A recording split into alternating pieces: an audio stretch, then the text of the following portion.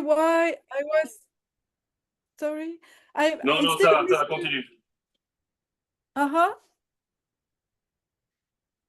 It's a mystery why I was asked to talk about this, because it's not very flexible. There is some maybe very vague flexibility, but it's rather on the rigid side. You have to ask the organizer why. So this is a new, I'm trying a new way of giving these online talks. So if it might not be wonderful, so please complain. And also this is all quite exotic in symplectic topology. So my aim is really that you understand everything I'm saying. So please interrupt me if it's not the case. So this started from, it's an idea of Yasha to develop a symplectic topology in the piecewise linear setting. So it's sort of in between smooth and C0. There is some activity about C0 symplectic topology where you look at symplectic homeomorphisms and things like this. And this was sort of in between. And we discussed a lot, Yasha and I, and our ambitions were very high, as always with Yasha, and we didn't manage to prove much. And so later on, I asked a student of mine, Julie Distex, to work on that, and we progressively basically diminished our ambitions until we were able to prove something. And I also want to discuss some, there is another person who is very interested in these type of questions. Now it's Yann Rollin, and I will also discuss a result of one of his students, a very recent result, Samuel Etourneau. I've seen Laurent, I don't know if Laurent Toussaint is still here, but we're also discussing trying to triangulate smooth symplectic manifolds, but it seems, it's confirmed that it seems very difficult. Okay, so let me start from very basic things that are used all the time in this setting. So you remember what's a K simplex? We basically everything is kind of basic. We will work in a big Euclidean space most of the time, and we have some sigma. So maybe I'll try this. So sigma is a K simplex. So the idea is that it's spanned by K point, by K plus 1 point. So a zero simplex is just a point. And then if you have a second distinct point, you can form a 1 simplex. Okay, and this is V1. And if you take a third point that's not in the line spanned by these two, you can make a 3 simplex like this. And you could do a 4, sorry, this is a 2 simplex. Sorry, Melanie, can I just interrupt you for a second? I think, could you try if on your Zoom, instead of having the audience, you pin yourself so that maybe we can see you talking? Because right now we can see. Okay, oh, you don't see me, I'm sorry. And maybe, but I think maybe if you just change the one you're seeing to be yourself, then maybe we can see you. Do you see me now? We don't. Okay. This in the corner. Let me try again. She's sharing her screen. I can try pinning you, but I think if I pin you, I'm probably going to. Oh no. On Spotlight? No. Okay. That's so strange indeed. I don't manage. Oh, no. Perfect. Oh, you see me? Oh, okay. No. I know. It's because of the sound. Let me talk. mute. Yeah. Oh, I see. But probably if I talk, then you see me, right? Okay, I talk. Okay, it's okay. So, we figured it out. We figured it out. Keep going. Now it's great. Okay, great. So, and this is and if you each time you add a point that's not in the space spanned by the in the affine span spanned by the other one, then you get a simplex of one more dimension, and okay, you can continue like this. And okay, what's a simplicial complex? That's a collection of simplices of different dimensions, and the idea is that as soon as you have one simplex, then you should include in the collection its faces. For instance, here you should add the two vertices, and if it's a two simplex, you should add also the three edges and the three vertices and so on. And also, if you have two, if you have another one, for instance, I could draw something like this. Okay, that's fine. I could have something like this. But when they intersect, they also always have to intersect along a common face. So something like this, right? You cannot have something like one simplex here and another one here. That's completely not allowed. Okay, that's what a simplicial complex. Okay. So it's stable under extracting faces and taking intersections. And so here, as I said, it's sort of a collection of it's a collection of simplices. So just each point in K is a simplex, but there is the notion of the body of a simplicial complex. So if you have a simplicial complex K, then you look just at all you look at basically the union of all the simplices inside this big Rn, and that's a topological space. It's called a polyhedron, let's say. Different definitions, but okay, for this talk, that's called a polyhedron. And K, the simplicial complex, is a triangulation of this polyhedron. Okay. So that's how you go from back and forth between these two notions. And we'll be interested in polyhedron that are locally standard, that look like what so-called that are piecewise linear manifold. And to define this, I need to look at what's the star of a vertex here. So this is denoted like this, star V. Sometimes I refer to the simplicial complex because I want to make sure we are in that specific simplicial complex. And the star is just a union of all the simplices that contain that vertex. Okay. And so typically, well, if I go back to my picture here, then I guess the star of this vertex is these two simplices and the edges here also.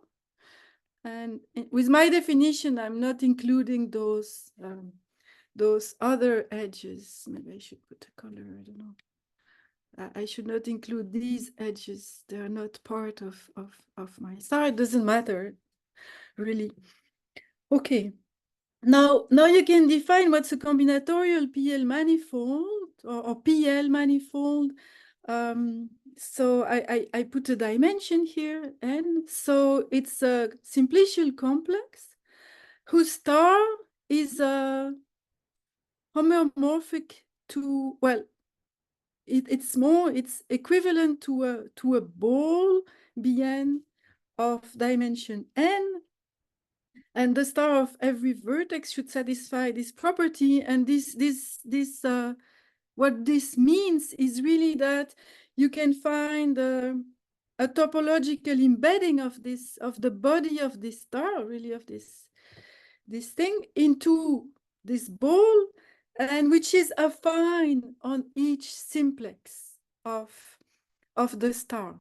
Okay, it's an affine map on each simplex, and the image is this ball here. It's really a ball with corners. Okay, so it means locally your simplicial complex is more like something like this. In dimension 2, it would be something like this.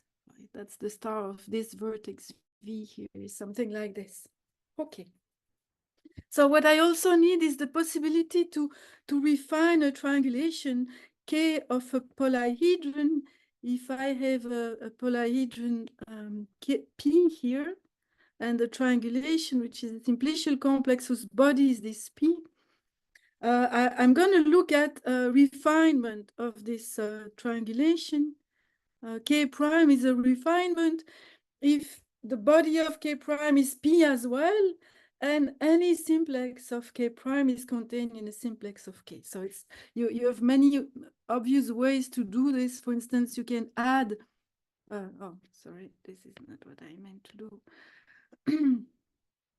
You can add a vertex, for instance, here, and then you divide this triangle into 3 subtriangles. I could also add a vertex here and divide here. There is also the famous barycentric subdivision and all sorts of crystalline subdivision are super useful, whatever. Anyway, there are so many ways to do this. Okay, so that's the basic, it's a combinatorial manifold. And now you can wonder what's a symplectic combinatorial or PL manifold. And there is a nice, so you want to form a manifold like this with basically non-degenerate and closed to form.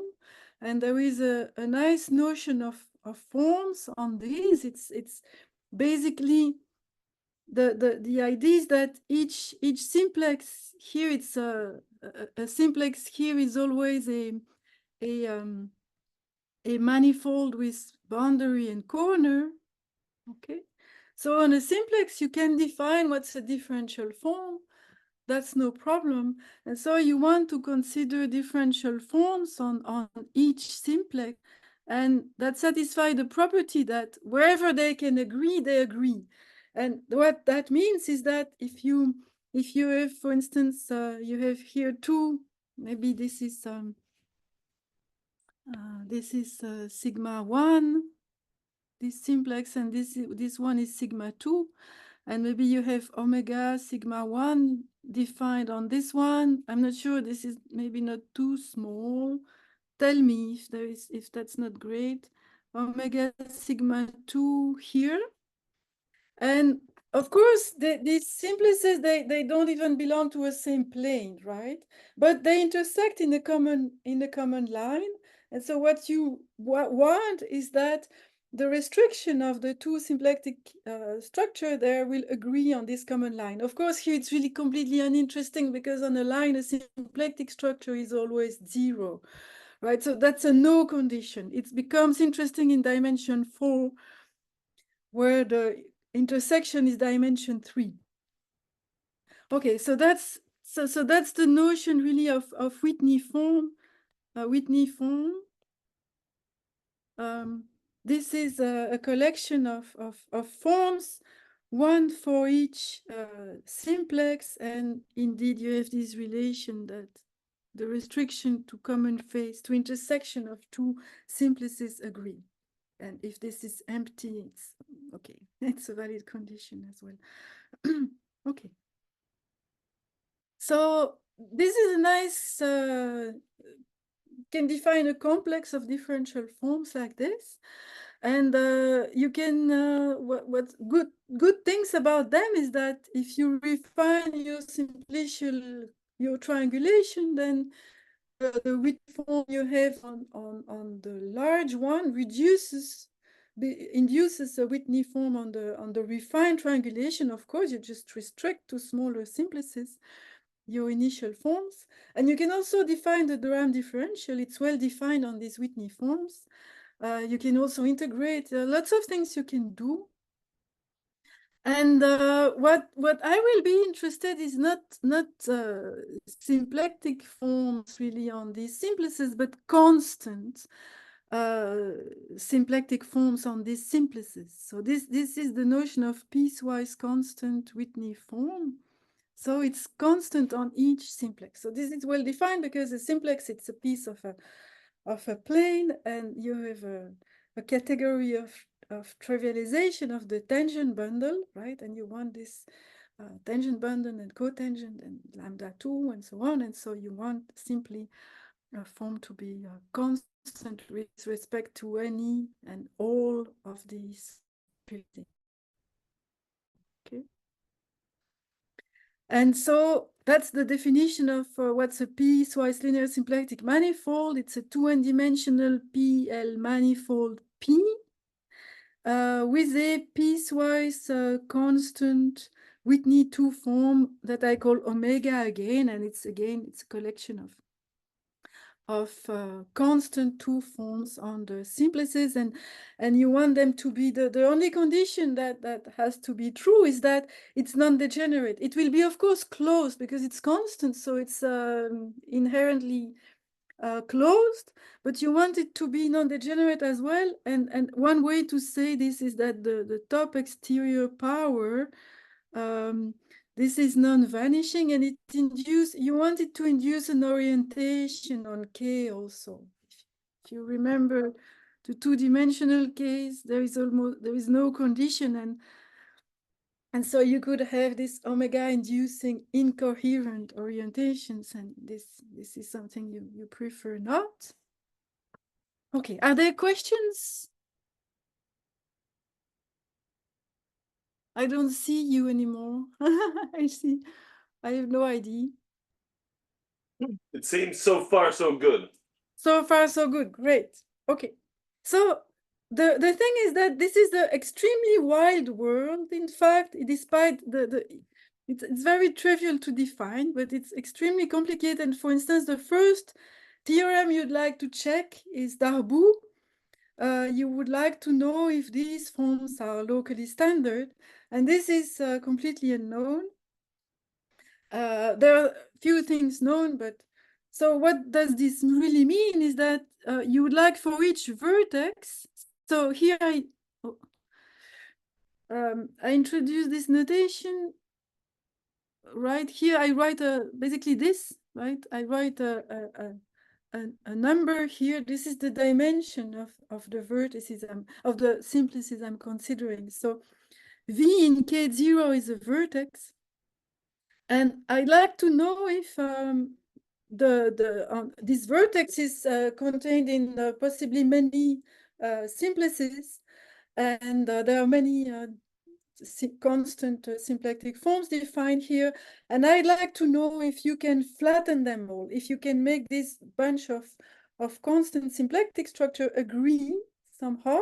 And one way to say this is that you could find an embedding of the that's not what I want, an embedding of your star here of V into Rn, which is affine on each simplex here, and such that when you pull back the standard symplectic structure omega 0, that's always how I call the standard symplectic structure, you get back omega. And so that really means if you restrict your embedding to each simplex, you get a smooth you get that's part of the definition. I want to get this is an affine map, okay, so it's smooth, and I can pull back the standard symplectic structure through this affine map, and I should get the one that's defined there on omega sigma. Okay, that's the condition. And there is an extra thing here that's really important, is that I want possibly a refinement K prime of K. I'm allowing myself to perhaps subdivide this K more, which means I'm allowing for more piecewise affine maps, okay? Because so that enlarges the team of candidate affine maps that I can use, and that increases the chances that the answer is yes, right? Okay. And it's also very important to allow this possibility to refine K prime, because otherwise the answer is certainly no. And it's very easy to understand why. I can explain this in more details, but in dimension 4, for instance, if you don't subdivide and you count how many possible piecewise constant symplectic structure you have on the star of a vertex in dimension 4, you have way more than possibilities to flatten them. Okay, which means that you necessarily have a huge bunch of four-dimensional symplectic stars that do not satisfy Darboux. If you don't allow to refine your triangulation. Okay. in dimension 3, it's interesting. I'm not doing this now, but we can discuss this after if you're interested.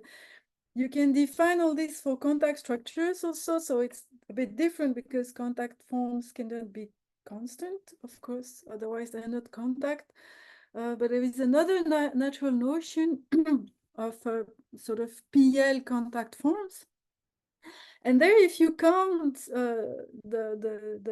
these sort of two numbers, how many contact form do you have on the star on a three-dimensional star, and how many possibilities you have to flatten them, then you get the exact same number. So that's quite interesting. So there are chances that then in dimension 3 you could have the Gray theorem, the Darboux theorem for contact structures without needing to refine, or having it period is already something really nice. Okay, and there are good reasons also to believe that in dimension 4, or probably higher, but say in dimension 4, you can find non-standard piecewise linear symplectic balls in dimension 4. Okay, so it means that there would be some kind of piecewise linear symplectic curvature, in fact. Okay, so that's Darboux. And this Darboux is very closely related to another question. So is there other questions? Okay. The other question is whether you could use one of those combinatorial manifold to triangulate a smooth symplectic manifold. So the idea is this: if you have a smooth symplectic manifold, can you triangulate the symplectic structure? So the background is, of course, that you can triangulate manifolds. So that's a very old result due to Cairns and more often Whitehead's that cited. There is Whitney also.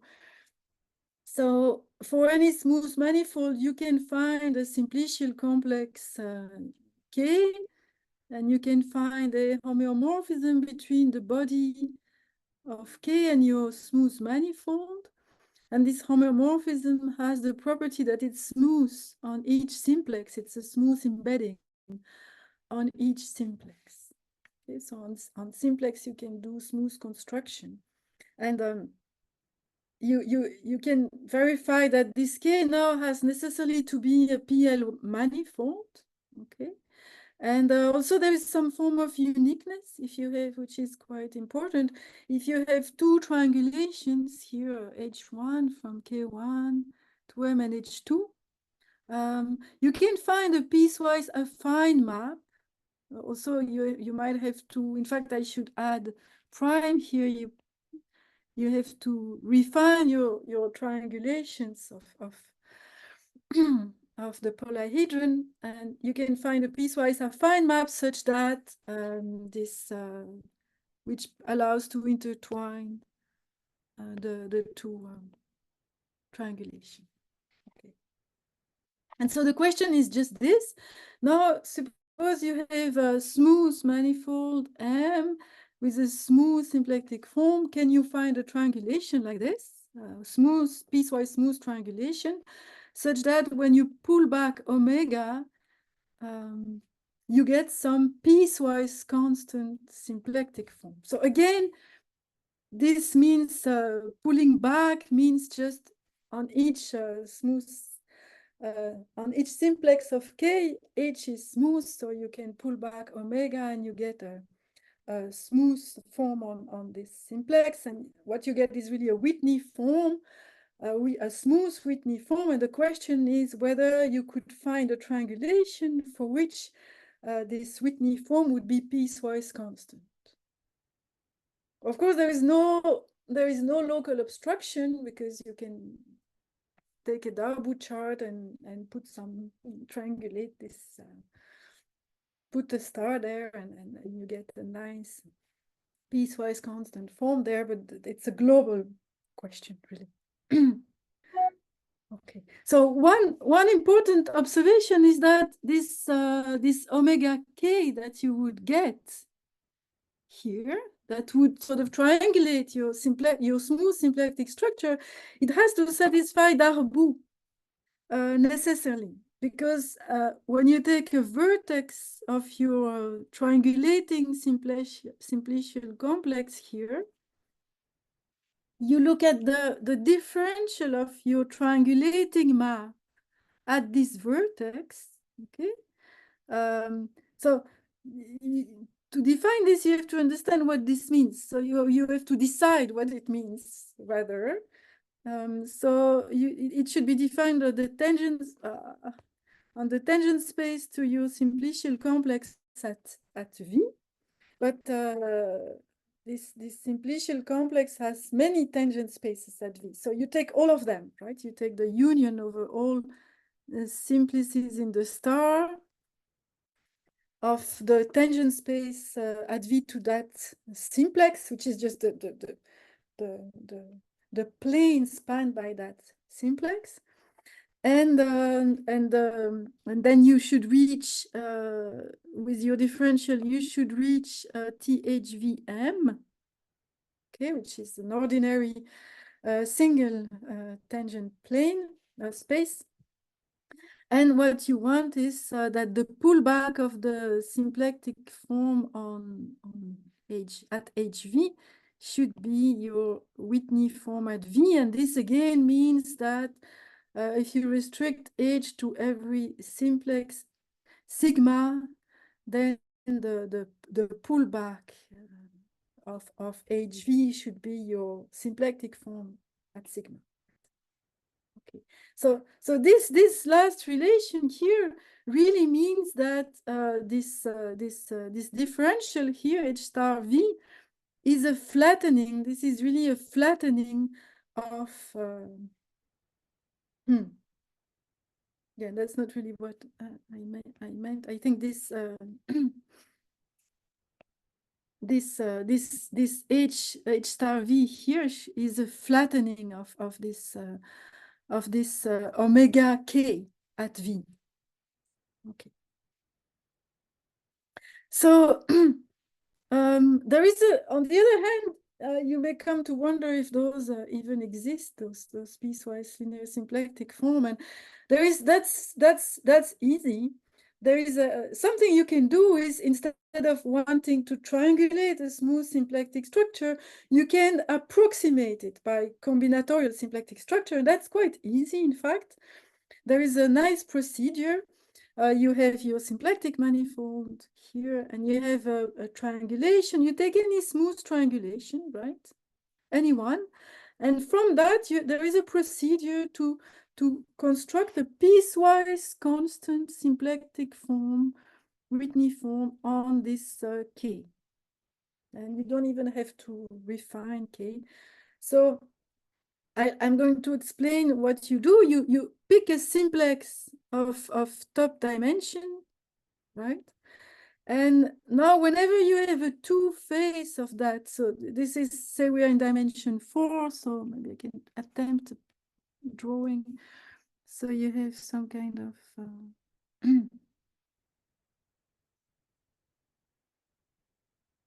so I should do something like this, I guess.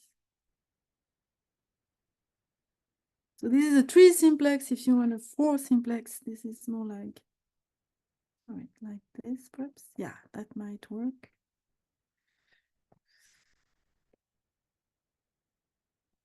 Okay, this is a 4 simplex. So you have plenty of 2 faces. But I'm going for each one of these 2 faces. I'm going to restrict my smooth symplectic form. So this is in K, right? In the manifold, it's all curved. So maybe assume I'm pulling back my symplectic structure through H, and I get this Whitney form. Okay. So if I restrict to a 2-face here, I have a symplectic form, smooth symplectic form. And what you can really do is look now at a constant form on that 2-face here. So maybe omega F a constant form on that two-phase whose total volume is the same as the pullback H star omega. Okay, and then you do that, and that allows you you do this for every two phases. Okay, and that gives you on each two phase now you have this constant symplectic structure, and when you have a simplex here like this, what you do is that you define, now you can define a constant symplectic structure on that simplex by this formula. Right? In fact, whenever you take, so whenever I have that's precisely this same picture again here, I have this two phase here, and I suppose this is V0, and then I have maybe VI, Vj, and so I can define omega sigma on Vi minus V0, Vj minus V0, and this should be my omega f on those same vectors. And I can do this. That defines me when I vary A and J. That defines a constant symplectic structure on sigma. And the beauty is that this really defines you a piecewise constant symplectic structure on all of the simplicial complex, and that's another application of Stokes' theorem, the eternal Stokes theorem. Okay, so you get this way, you get plenty of piecewise smooth symplectic structures, and the problem, and you can also, this is so far you don't know that it's non-degenerate, right? But the thing is that the more you refine your initial triangulation, the closer this piecewise symplectic structure will be from the smooth one. So if it's sufficiently small, your triangulation, then this will become piecewise non-degenerate as well. Okay, and so you can approximate, and also the finer the triangulation, the closer omega k and sorry, omega k and H star omega will be in the C0 norm. Okay, on the other hand, this is a super loose construction, and there is no reason to believe that any of these omega k could come from a triangulation of M, because there is no reason to believe that any of them should satisfy Darboux. It's defined in a super loose way. I just start from a triangulation and I do this. So it's probably, you could probably spend your lifetime trying to, as Ayasha said the first day, trying to find a super smart way to triangulate and refine and prove that in order to prove that you can actually make this omega k equivalent to H star omega, but that's probably a very bad idea.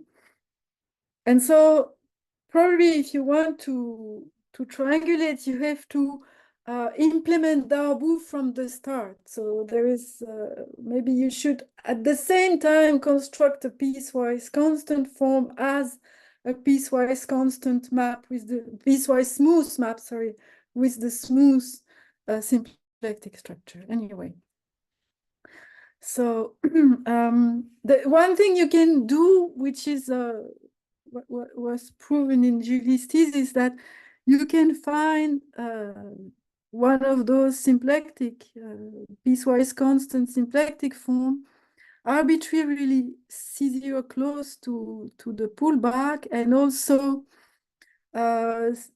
whose top exterior power triangulates the symplectic volume. Okay, of course, when you look at symplectic volume, you sort of smash a lot of symplectic geometry, but okay, that's it, sort of sanity check. Okay, so far there is almost no manifold that you can triangulate, so two-dimensional ones and products of those, and covers, not even branched cover. T star is not so obvious, contrary to what one might think, and CPN is difficult. We tried with Laurent recently, and using a branched cover of CP4 by S2 cross S2, and we failed. Anyway, so now I want to talk about a third question, which is about Lagrangian submanifolds. Can I ask a question? Sure. Can you go up to previously?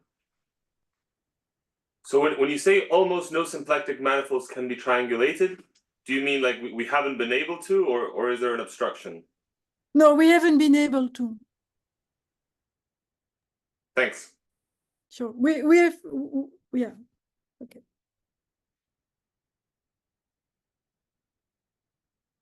So third question is that of, suppose now you have a Lagrangian submanifold in some R2N. Say you have a Lagrangian torus in R2N.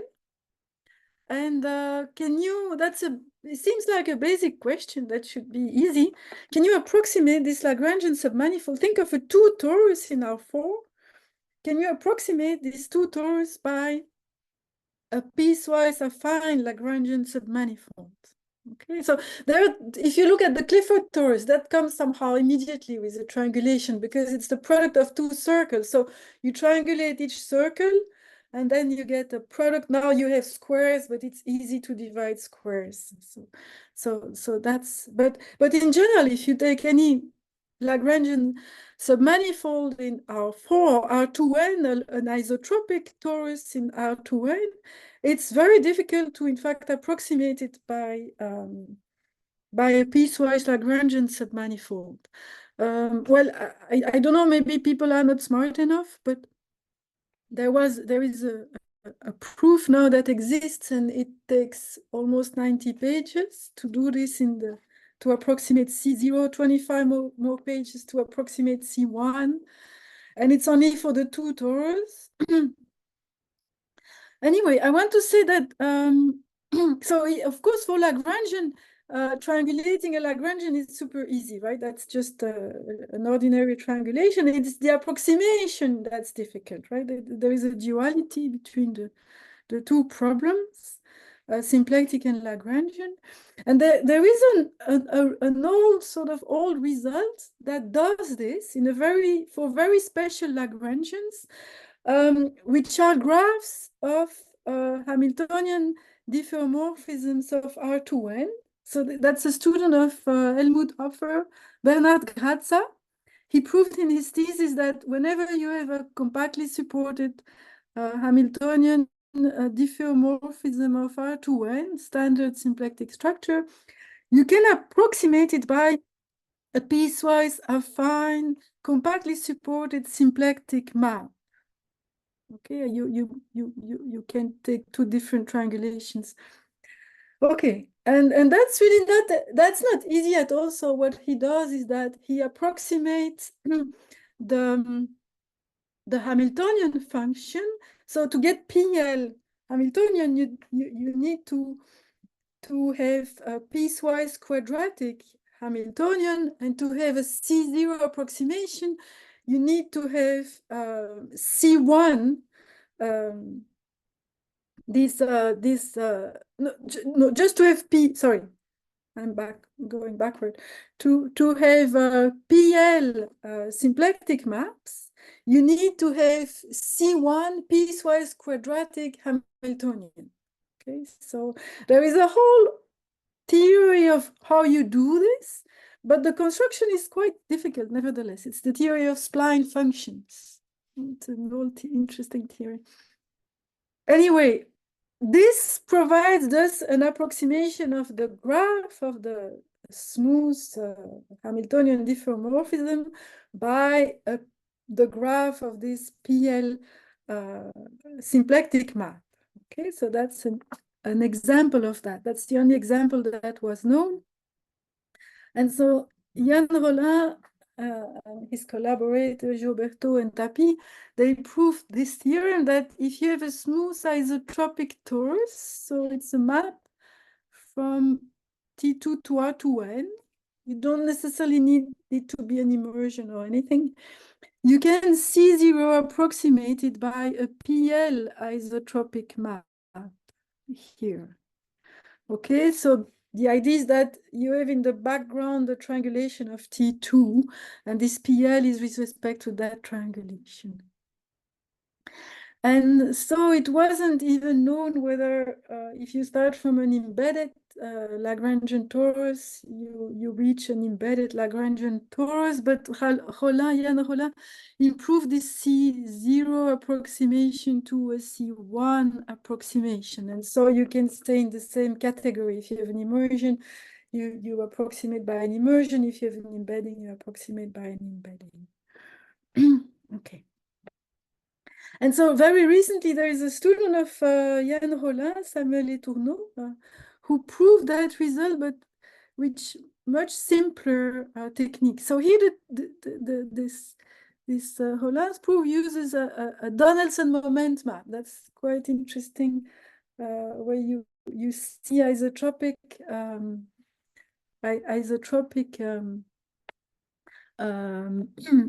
say maps from T2 to R2N appear as the zero of some infinite dimensional momentum map. And you have the moment map flow that allows you to flow some isotropic map to a PL1. Anyway, but here, this is the student of Jan Rollin has an elementary argument, which doesn't use as much technology, many steps. And so I wanted to explain you this, how it does this. And so I have to start with a few basic observations. So the idea is that maybe I should make a picture of this. You have some torus.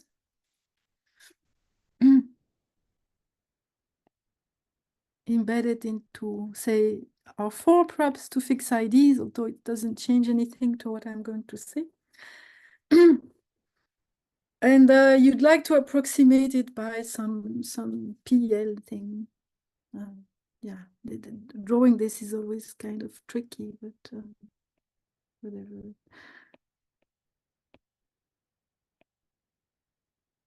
Okay, you have to make an approximation so that each triangle here is isotropic, right? Okay. And there are a few preliminary things I have to tell you that will be used in this construction. First of all, when you have say you have a planar surface, so S is some kind of well, typically something with with boundary and corner, whatever. Say S is something like this, which is contained in a plane. And it will be isotropic if and only if, when you integrate, and this is sort of in R4, right? It will be isotropic if whenever you integrate omega 0 on this surface, you get 0. Okay, and that's just because omega 0 on the plane is constant. Okay, so it's only necessary to have the integral equal to 0. And also you have again Stokes' theorem, which tells you that this integral is in fact the integral on the boundary of that surface of the whatever primitive you prefer for omega 0. Okay, so here I have a polyhedral curve here whose integral is for which the integral of lambda 0 is 0. And if I know that this polyhedral curve is the boundary of some surface, it means that that the integral of omega 0 on that surface is 0. And if that surface is planar, that means that this surface is isotropic. Okay. And I will call this polyhedral curve where the lambda 0 vanishes. When you integrate lambda 0, you get 0. It will be called an isotropic polygonal curve. Okay.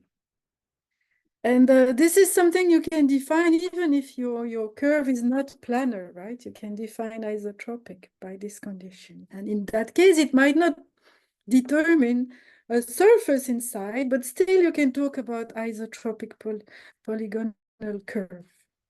And also another important property is that when you have a polygonal curve like this, it's completely determined. No, this is not very visible. It's completely determined by its vertices. Okay, if you know the vertices, then you need to order them. Okay, if I know this is, say, V0, V1, V2, and so on, then I know the polygonal curve. Okay. Is all this quite clear?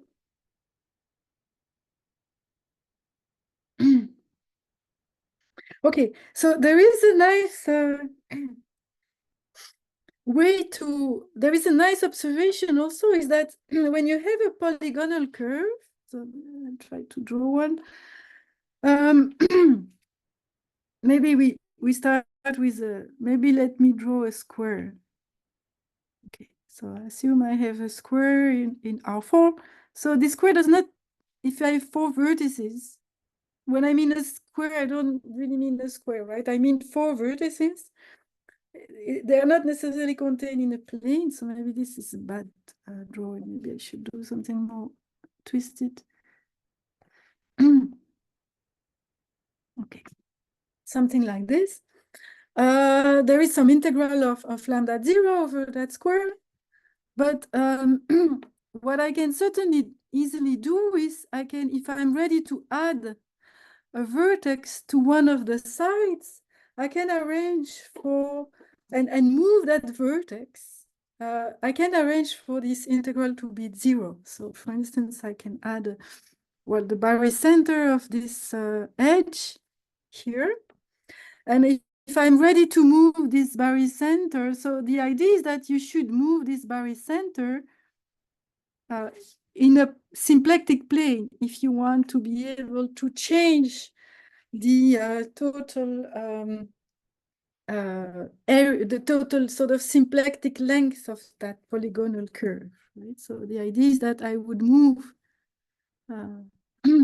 I would move that vertex here in a symplectic plane, and you have to choose which direction, right? Whether you need to increase or decrease the symplectic area, whether it's positive or negative to start with, but you can arrange doing this that your total symplectic length is 0 now. Okay, so that's an interesting observation. And one thing I've already sort of said also is that if you have more than 3 vertices in your polyhedral curve, it doesn't span any more well-defined surface, right? So what you see from the previous observation is that if you're ready to add more vertices, then you can arrange for the integral to be 0, but then you don't span anymore a nice surface. So you have to go backward and sort of add more vertices to redivide. So here, for instance, this is a simple-minded picture, which is not exactly what will happen, but you have to re-subdivide somehow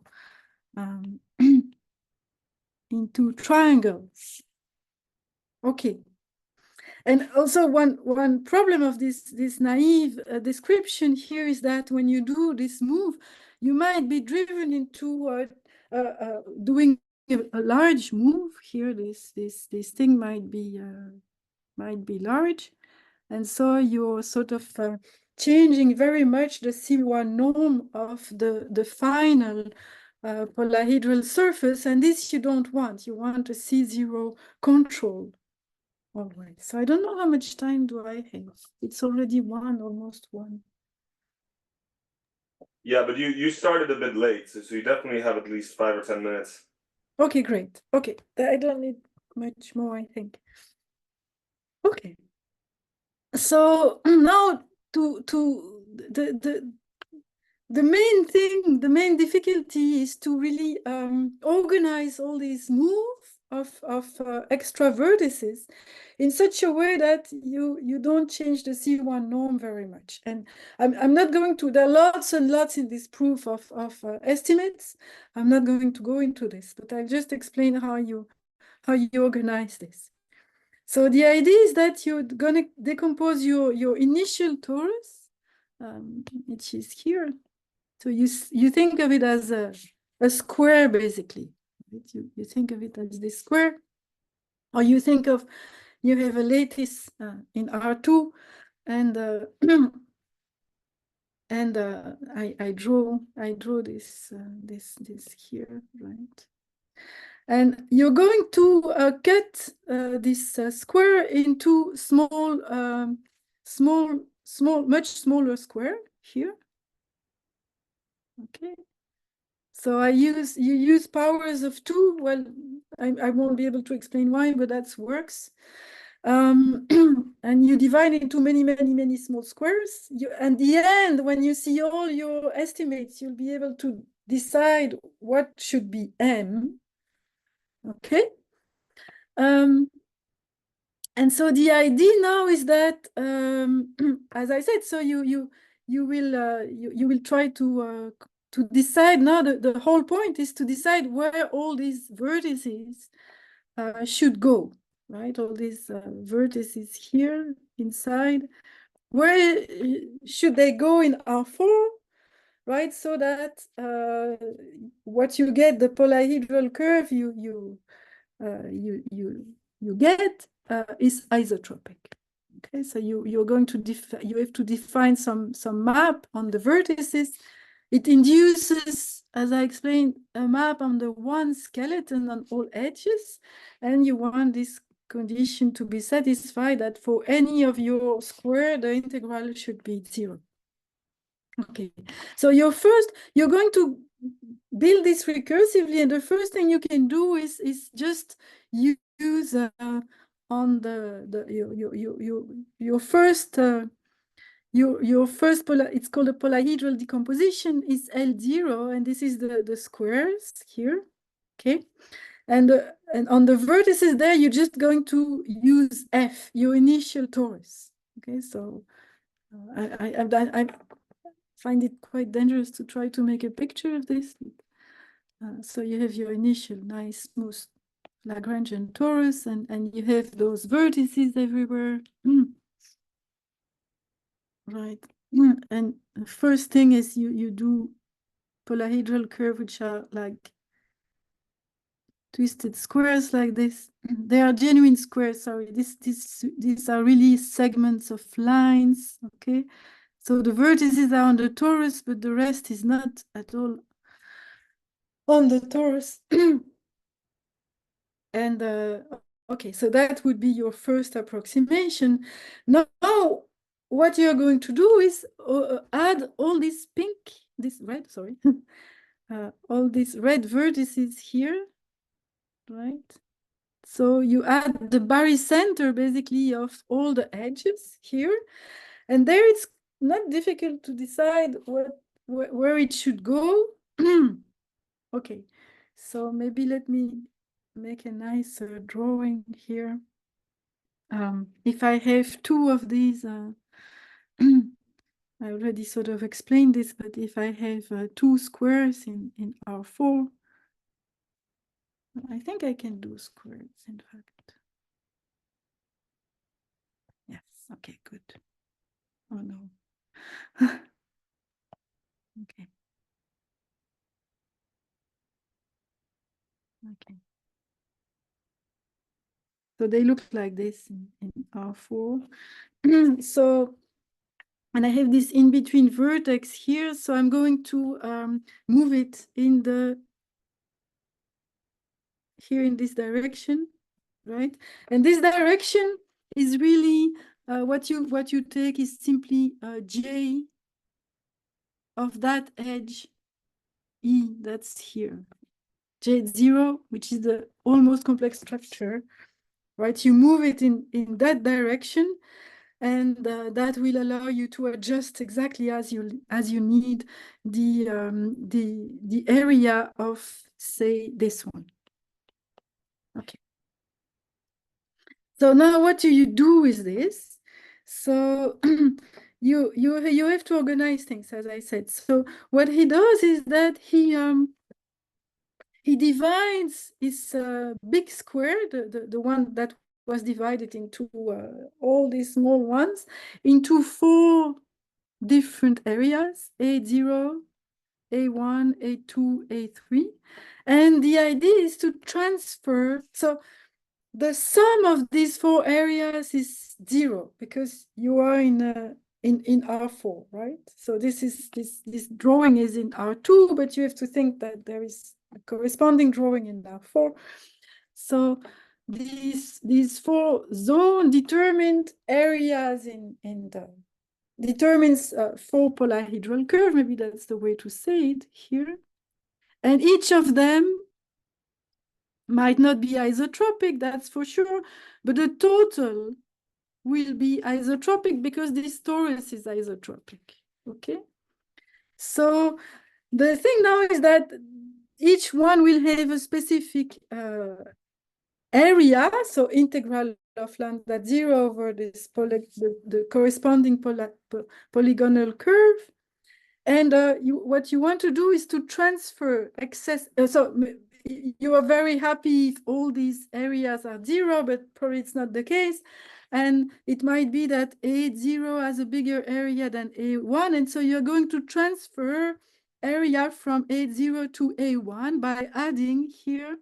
If you just add one vertex and do what I suggested, move it into this direction, then you can make sure that these 2 new zones, so this is not anymore quadrilateral, there is this one more vertex, have the same area. Okay. But if you do that, you create a huge C1 norm. And so the idea is to, instead of displacing this area, taking the responsibility of all this displacement on one vertex, you're going to spread on all the vertices, first of all, on all the vertices that you have in this decomposition into very, very many small squares. Here you see only a few, but you have to imagine you have this. It's each edge is divided into 2 to the m segments. So each barycenter of each of the vertical edges will carry the responsibility of displacing some portion of the area and even also the intermediate vertical edges that you have in this quadrangulation. Okay, so that's a way to, if you do that, then you can control the C1 norm. So that's what he does. And then he does the same thing in between these 2 areas. Here too, you transfer excess of area. Now you get that this one and this one have the same area, this one and this one have the same area. And now he's going to do the same thing vertically. So you're going to adjust these 2 vertically, and you do exactly the same. I should have a picture here. Yeah, here now you are going to do that by moving the barycenter of all the horizontal edges right here, and to adjust the area. And in the end, they all have the same area, which is 0. So you're quite happy. But so now you have, but the problem is that it's only those things which are isotropic, right? The small are not isotropic. And there are many vertices and edges. So that's very far from a triangulation. So what he does is now he starts again the same process with each one of these 4 areas. He divides it into 4 and adjusts and so on. And you do this, I don't know, m times, I think. And in the end, you get small squares like this, who have 0, who are isotropic. Except they're not squares. They're squares in this picture, but in R4 they are octagons. right? You have many, you have 8 vertices. And so now the whole question is how you divide these octagons into triangles, and it's done in 2 steps. One step is very easy. You add a diagonal and a vertex, and that's quite obvious. But then the next step is the most delicate one. You have to divide into 3 quadrangles here. Then once you have these quadrangle sets, easier you add one sort of vertex here and divide each quadrangle into 4 triangles, and you get your triangulation, and then you can fill each of these triangles by a piece of surface, and you indeed get a new Lagrangian approximation. Okay, so I guess I'm going to stop here.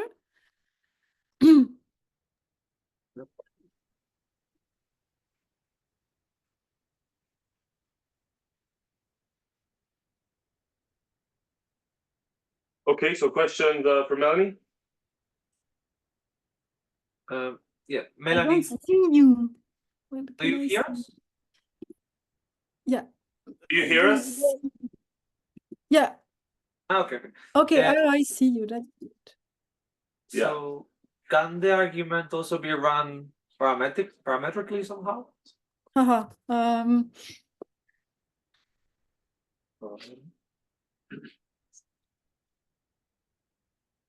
Yeah, that's dangerous. I don't know. I wouldn't want to. I haven't thought about it.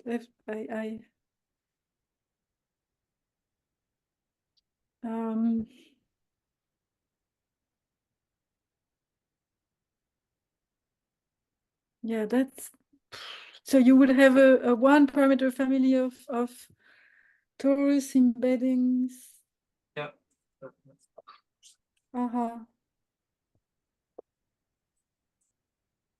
Why not? Yeah, why not?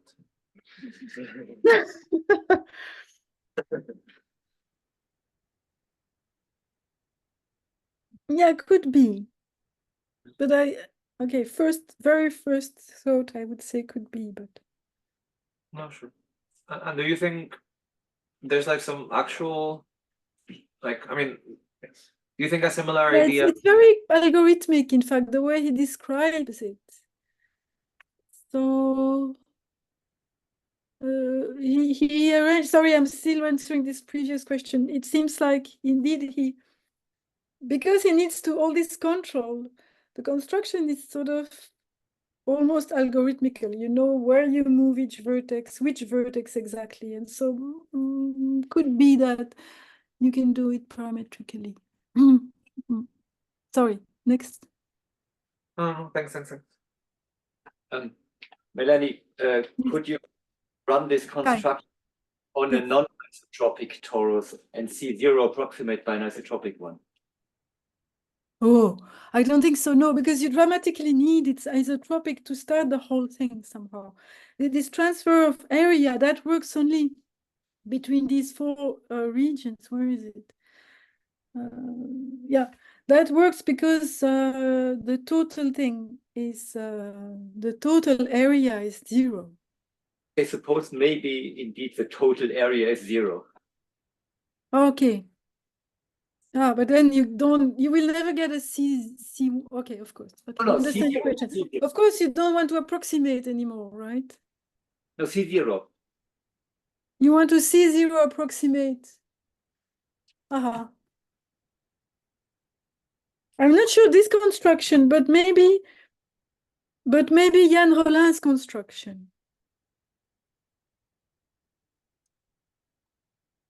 But I don't know enough details of his construction to tell, because he flows. He has a sort of a flow, but this flow is extremely delicate, so I'm not sure. That's a good question. Aren't there obstructions? I don't know. Because then you could start from a sphere. Maybe there are PL Lagrange. I don't think there you won't have PL Lagrangian spheres, right? Maybe.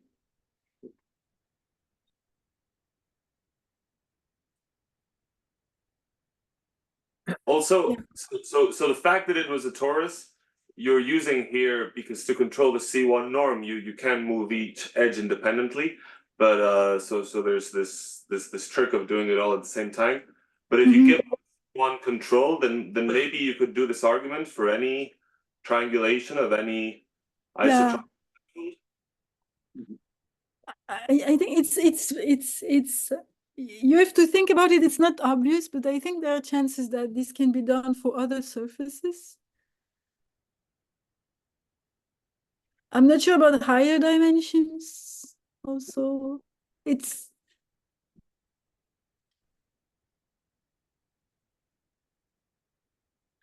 whenever you go into this PL world, it's everything is more difficult than you would first think. So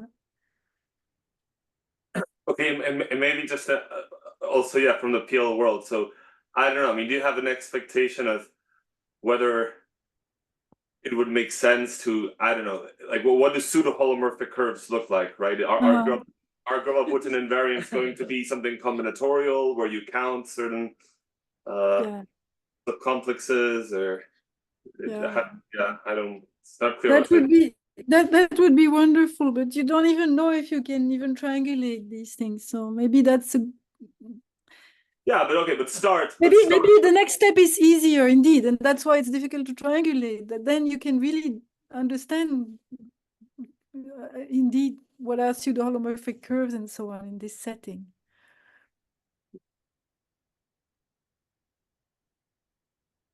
And maybe Melanie, have you tried to relate this PL symplectic to C0 symplectic somehow?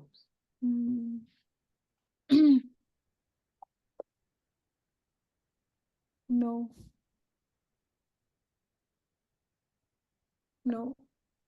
The idea was that maybe it's easier than C0.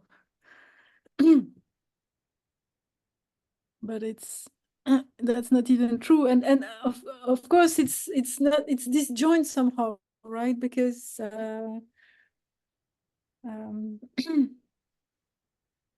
yeah,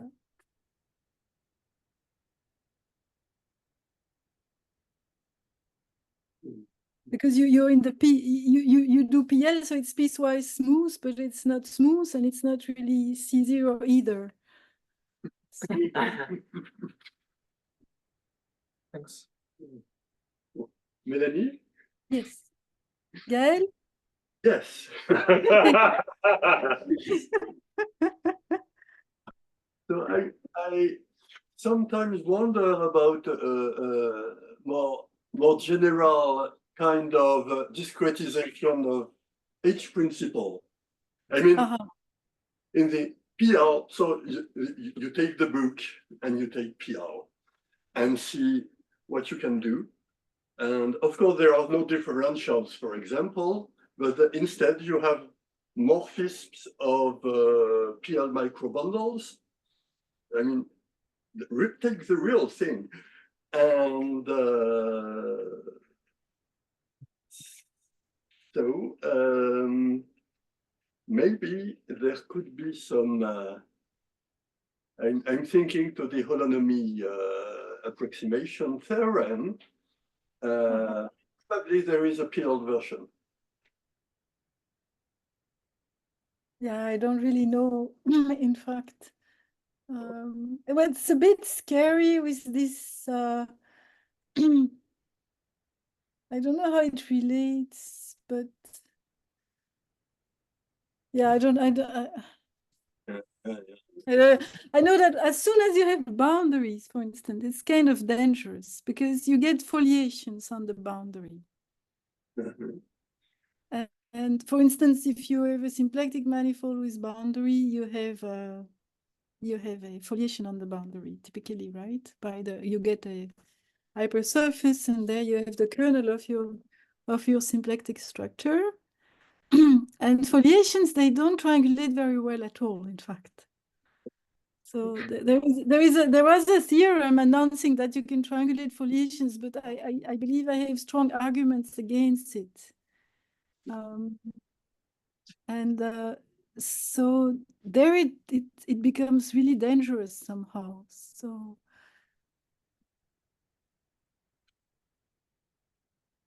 because you see foliations, if you look at, I know it's not the same holonomy we're talking about, but if you look at the holonomy of a foliation, which you can triangulate, it's a composition of sort of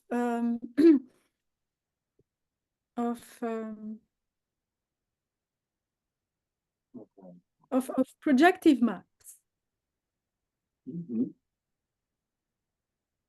And I don't think you can conjugate, maybe you know that, any smooth map by a projective, by a composition of projective maps.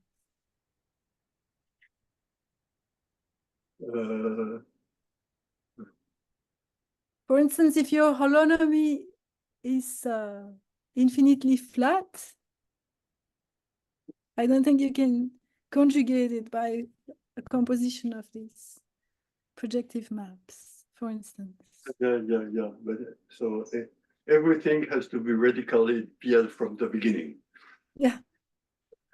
Well, we can get this later. Yeah, so maybe let's thank Melanie again for her talk. Thank you. We can leave her here if you want.